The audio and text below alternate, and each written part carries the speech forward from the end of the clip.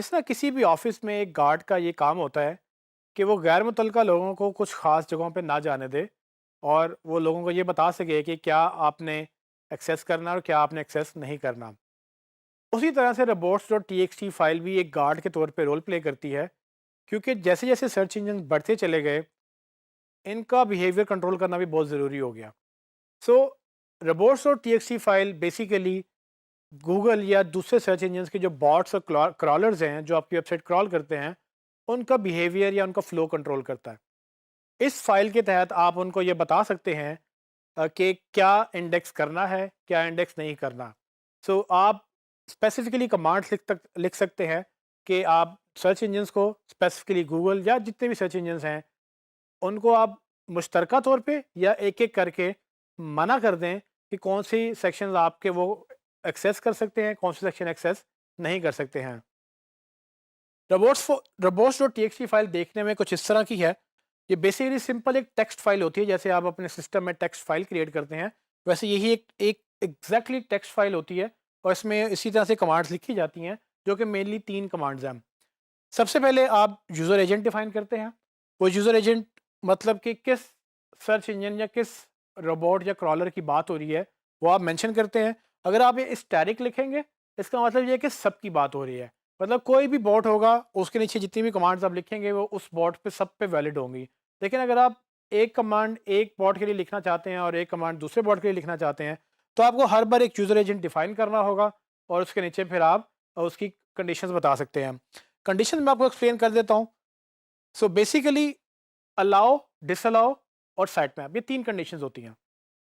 Allow हो या ना हो उससे फ़र्क नहीं पड़ता, क्योंकि अगर आपने अलाउ लिखना है तो आप ना भी लिखें तो वो बाय डिफ़ॉल्ट एक इजाज़त होती है कि हैं कि वो सर्च इंजन जो है वो कहीं भी जा सकते हैं।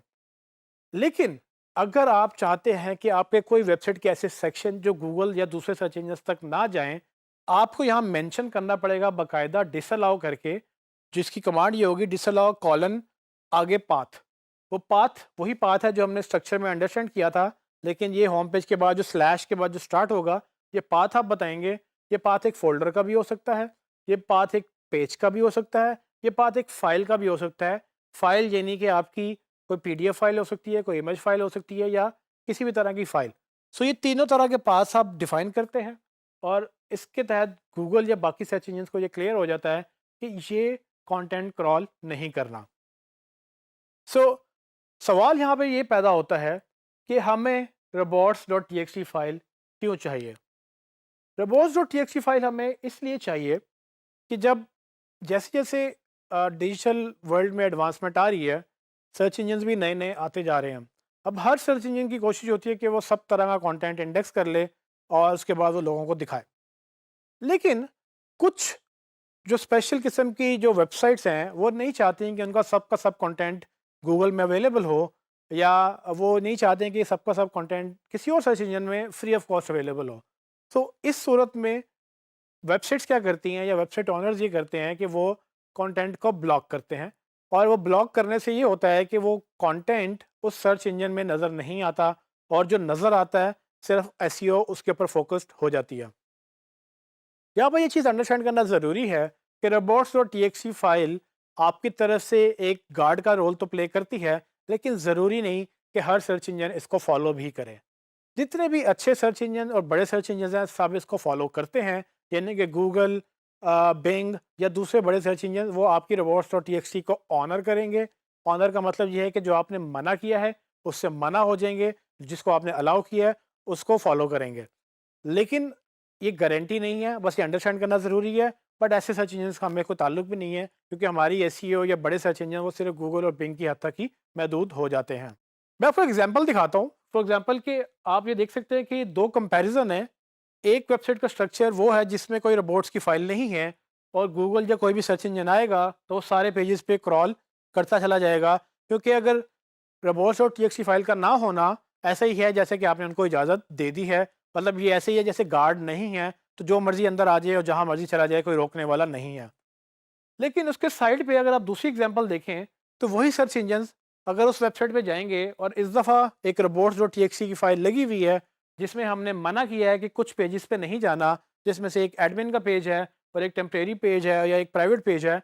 अब ये क्या है बेसिकली कि जितने भी सर्च इंजन आएंगे वो फ्रीली रोम अराउंड नहीं कर सकते। वो हमारी वेबसाइट पे आएंगे और वो जब इस robot.txt हमारी इंस्ट्रक्शंस पढ़ेंगे, वो सिर्फ उन्हीं पेज को फॉलो करेंगे जिन पेज को हमने अलाउ किया है या जिन पेज को हमने ब्लॉक नहीं किया। जिनको हमने ब्लॉक कर दिया है वो उन पेजेस को क्रॉल नहीं करेंगे। जब वो पेजेस को क्रॉल नहीं करेंगे इसका मतलब वो पेजेस को इंडेक्स भी नहीं करेंगे। तो यहाँ पर ये चीज़ अंडरस्टैंड करना ज़रूरी है कि हमें सिर्फ उन पेजेस को गूगल में या दूसरे सर्च इंजन में से निकालना है जो हमें वहाँ नहीं चाहिए। पब्लिक इन्फॉर्मेशन हमें गूगल में चाहिए होती है तो हम कभी भी उसको ब्लॉक नहीं करते। ये यहाँ पर मैं आपको एक और बात भी क्लियर कर दूँ कि robots.txt की एक कमांड अगर गलत हो जाए तो ये इतनी पावरफुल है कि पूरी की पूरी वेबसाइट आपकी गूगल में से निकल सकती है। सो इसको इम्प्लीमेंट करते हुए बड़ा ध्यान में रखना है कि आप क्या एड्रेस ब्लॉक कर रहे हैं। अगर आपको नहीं तजर्बा तो आप खुद मत करें, आप किसी सीनियर से हेल्प ले लें या आप डेवलपर से वो रिक्वेस्ट कर लें कि वो आपको ये robots.txt फाइल बना के दें, क्योंकि वो टेक्निकली शायद ज़्यादा बेहतर समझ सके कि क्या ब्लॉक करना है क्या नहीं करना। ये है तो एक बहुत छोटी सी चीज़, लेकिन इसकी इम्पैक्ट बहुत बड़ा है और इसकी एक गलत कमांड पूरी की पूरी वेबसाइट आपकी गूगल से निकाल भी सकती है। सो इसीलिए ये आपकी होस्टिंग में जब अपलोड होती है तो आपने अपनी होस्टिंग किसी को देनी नहीं। आपने अपनी होस्टिंग की एक्सेस अपने तक रखनी है ताकि कोई अगर आपको नुकसान पहुंचाने की गर्ज से यहाँ पर कुछ नेगेटिव ऐड कर दे या कुछ कंटेंट ब्लॉक कर दे तो गूगल ये समझेगा कि आप नहीं चाहते कि आपका कंटेंट गूगल में आए, तो वो आपका सारा का सारा कंटेंट वहाँ से गूगल से निकाल देगा और आपकी सालों की मेहनत ज़ाया भी हो सकती है। ये चाहे आप अपनी वेबसाइट पे करें चाहे क्लाइंट की वेबसाइट पे करें, अल्टीमेटली वेबसाइट में जो फ्लो है रोबोट्स का वो आप robots.txt फाइल से एनहांस कर सकते हैं। मैं आपको एग्जांपल दिखा देता हूँ। आप जैसे कि देख सकते हैं कि इस एग्जांपल में हमने वर्चुअल यूनिवर्सिटी की रोबोट्स की फाइल सर्च की। उसमें आप देखेंगे कि उन्होंने यूज़र एजेंट स्टैटिक मतलब कि ऑल सर्च इंजन्स की बात कर रहे हैं वो, और उसके बाद उन्होंने डिसअलाउ किए हैं कुछ पेजेस और फिर उन्होंने एक साइट मैप लिखा है। साइट मैप बेसिकली ये वो एक्सएमएल साइट मैप है जो हमने पहले डिस्कस किया था कि आप एक्सएमएल साइट मैप क्रिएट करेंगे और उसको गूगल सर्च कंसोल में ऐड करेंगे। लेकिन गूगल सर्च को या दूसरे रोबोट्स को अपने साइट मैप तक रसाई देने का एक तरीका और ये भी है कि आप रोबोट्स फाइल में अपने साइट मैप लिखकर आगे साइट मैप का यूआरएल डाल दें तो वो एक्सएमएल साइट मैप वहाँ से भी पिक कर सकते हैं। तो बेसिकली 3 कमांड्स कि आपका अलाउ, डिसअलाउ और साइट मैप, ये तीनों चीज़ें आप अपनी यूज़ करते हैं robots.txt के अंदर। और इसमें अलाउ डालें ना डालें ज़्यादा फ़र्क नहीं पड़ता, क्योंकि अलाउ होना का मतलब भी इजाज़त है जाने की और अलाउ ना होने का मतलब भी इजाज़त है जाने की। सिर्फ़ ब्लॉक करने की इजाज़त नहीं देनी आपने। आपने उन पेजेस को बाकायदा तौर पे ब्लॉक करना है जहाँ पर आप चाहते हैं कि ये यहाँ पर अपने आपके बोट्स मत जाएँ। सो ये तो वर्चुअल यूनिवर्सिटी एग्जांपल हुई, लेकिन आप हैरान होंगे कि फेसबुक और गूगल जैसी बड़ी-बड़ी वेबसाइट्स भी अपनी robots.txt को बड़ा सीरियसली लेती हैं। ये आप फेसबुक की robots.txt फाइल देख सकते हैं, उसका यूआरएल भी आपको नज़र आ रहा होगा। आप इस यूआरएल को विज़िट करें तो आप देखेंगे कि उन्होंने क्या-क्या ब्लॉक किया हुआ है और ये कितनी कॉम्प्लेक्स हो सकती है ये robots.txt फाइल, कि इसमें बाकायदा मेंशन करें कि किस सर्च इंजन को क्या अलाउ करना है, किस सर्च इंजन से क्या ब्लॉक करना है। इसी तरह से गूगल भी नहीं चाहता कि उसकी बहुत सारी इन्फॉर्मेशन बाकी क्रॉलर्स इंडेक्स कर लें, तो वो उनको भी कंट्रोल करना चाहता है। तो ये गूगल की robots.txt फाइल है जिसको आप तसल्ली से ब्राउज़ कर सकते हैं, बल्कि डाउनलोड करके इसको स्टडी भी कर सकते हैं। ये आपके लिए एक बड़ी अच्छी लर्निंग एक्टिविटी होगी कि गूगल कौन-कौन सा कंटेंट अपना ब्लॉक करना चाहता है और किस-किस सर्च इंजन से ब्लॉक करना चाहता है। ये एग्जांपल्स आपको हेल्प करेंगी क्योंकि ये बड़ी एडवांस इम्प्लीमेंटेशन है। लेकिन अगर आप सिंपलेस्ट फॉर्म में देखें तो आपको सिर्फ जैसे वीजू का आपने साइट में robots.txt फाइल देखी, आप वैसे ही अपनी एक सिंपल सी robots.txt फाइल जनरेट कर सकते हैं और उनमें सिर्फ वही कंटेंट ब्लॉक करें जो आपको गूगल में नहीं चाहिए। अब सवाल ये पैदा होता है कि ये robots.txt फाइल क्रिएट कैसे की जा सकती है। इसके भी बहुत सारे ऑनलाइन टूल्स अवेलेबल हैं। मुझे जो एक टूल पसंद है वो इंटरनेट मार्केटिंग निंजा का robots.txt जनरेटर है। मैं आपको अभी एक लाइव डेमो दे सकता हूँ कि ये किस तरह से काम करता है और आप इसको यूज़ करके कैसे एक robots.txt फाइल जनरेट कर सकते हैं। जब आप जनरेट कर लेंगे उसके बाद उसको अपलोड कर लेंगे। आइए देखते हैं। मैं गूगल पे जाऊँगा और यहाँ जाकर robots.txt जनरेटर लिखकर मैं सारे जनरेटर सर्च कर सकता हूँ। आप देखेंगे कि इसमें एसईओ बुक का एक टूल है, उसमें काफ़ी और भी टूल्स आपको नज़र आ रहे हैं।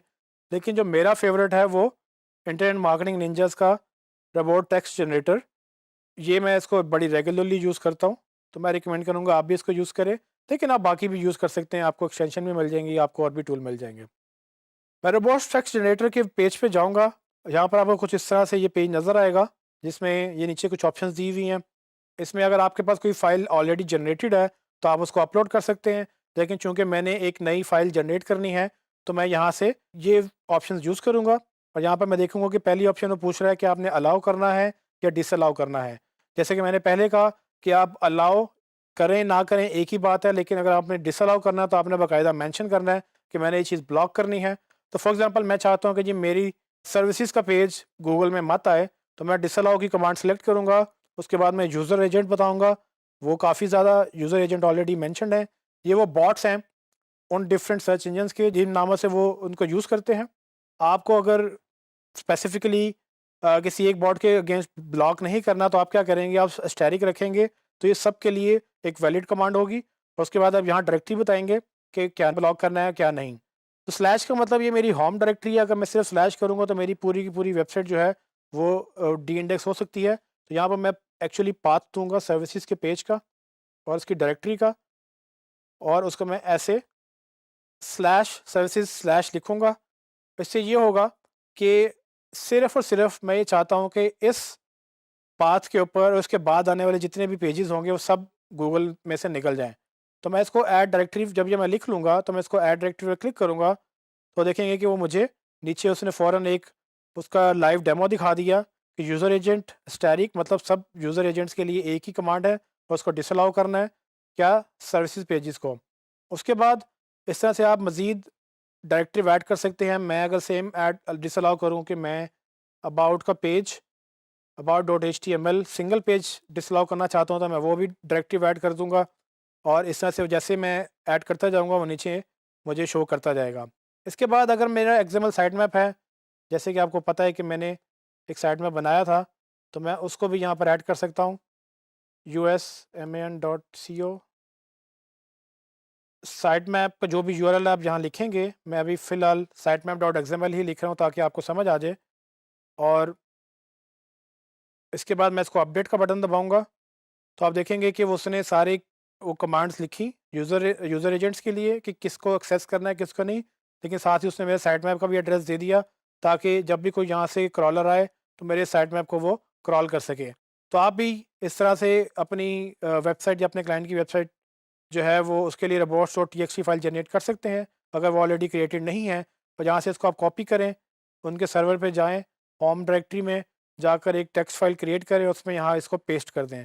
तो ये आपकी रोबोट्स फाइल जैसे जनरेट हो जाएगी और इसको आप फिर यूज़ कर सकेंगे। जैसे ही आप इसको अपलोड कर देंगे, इसके बाद जो भी बॉट्स आपकी वेबसाइट क्रॉल करने आएँगे, वो पहले इसको फ़ॉलो करेंगे और इसमें देखेंगे कि आपने क्या ब्लॉक किया, क्या नहीं। जैसे ही आपकी वो ब्लॉक की कमांड पढ़ेंगे, तो अगर उनके पास ऑलरेडी इंडेक्स था, तो उसको वो निकाल देंगे, और अगर नहीं था, तो उसको वो क्रॉल ही नहीं करेंगे। जैसे कि आपने देखा कि robots.txt फाइल का कितना इम्पोर्टेंट रोल है आपकी वेबसाइट के ऊपर। एक गलत कमांड आपकी पूरी की पूरी वेबसाइट गूगल से निकाल सकती है, लेकिन ये एक बहुत अच्छा तरीका भी है कि अगर आपको कुछ ऐसे पेजेस गूगल में नहीं चाहिए जो प्राइवेट हैं, जो जो आपकी यूज़र से ताल्लुक़ नहीं रखते हैं, या जो ऐसे पेजेस हैं जो बेसिकली आप सिर्फ उन लोगों को एक्सेस देना चाहते हैं जिन्होंने आपको शायद पैसे दिए हों, अगर ये पेड मेंबरशिप वेबसाइट है, तो आप सब पेजेस गूगल में नहीं चाहेंगे। तो ये robots.txt एक बेहतरीन जगह है जहाँ से आप उसके फ़्लो को कंट्रोल कर सकते हैं, और गूगल इसको पसंद भी करता है, क्योंकि गूगल ये चाहता है कि आप वाक़ई में उसको सिर्फ़ वही पेजेस एक्सेस करने दें जो यूज़र के लिए बेहतरीन है। वो आपको वो प्रेफ़र करेगा कि आप उन पेजेस को निकाल दें गूगल में से जो यूज़र्स को हेल्प नहीं करते हैं, जिनमें नॉर्मली आपकी टर्म्स एंड कंडीशंस या ऐसे पेजेस जो गूगल को किसी उससे उससे कोई फ़ायदा नहीं है। गूगल को फ़ायदा है आपकी प्रोडक्ट पेजेस से, आपके वैल्यू पेजेस से, मतलब आपके आर्टिकल से या आपके होम पेजेस से। तो मेक श्योर करें कि जो पेजेस आपको नहीं चाहिए, वो आप रोबोट्स के ज़रिए उसको गूगल में से निकाल दें, ताकि वो गूगल उन पेजेस पे फ़ोकस करने की बजाय सिर्फ़ उन पेजेस को क्रॉल करे जो गूगल में चाहिए। और इससे अल्टीमेटली आपको ये बेनिफिट होगा कि गूगल कुछ कम पेजेस पे आपको ऊपर लेकर आएगा, ना कि बहुत सारे पेजेस जो आपके यूज़र्स को चाहिए भी नहीं है, लेकिन गूगल उसको रैंक करने की कोशिश कर रहा है।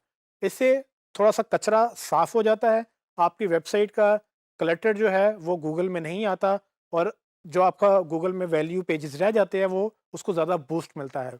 ये आपने अपनी वेबसाइट के लिए और जिन जिन वेबसाइट पे आप काम करेंगे उनके लिए यूज़ कर रहे हैं। इसका अगेन एसईओ पे डायरेक्ट इम्पैक्ट नहीं है, लेकिन अगर आप इसको अ, हर क्लटर मतलब कि आपके पेज का, आपकी वेबसाइट का हर पेज अगर गूगल में आना शुरू हो गया तो बहुत सारे इर्रेलेवेंट पेजेस भी होंगे, तो वो अल्टीमेटली आपकी एसईओ को हर्ट इस तरह से कर सकते हैं कि गूगल का फोकस हट जाएगा कि इंपॉर्टेंट पेजेस कौन से हैं और गैर ज़रूरी पेजेस कौन से हैं। आप गैर ज़रूरी को गूगल से निकाल दें और आप ज़रूरी पेजेस को एक्चुअली गूगल में इंडेक्स रखें और उनके ऊपर एसईओ करें।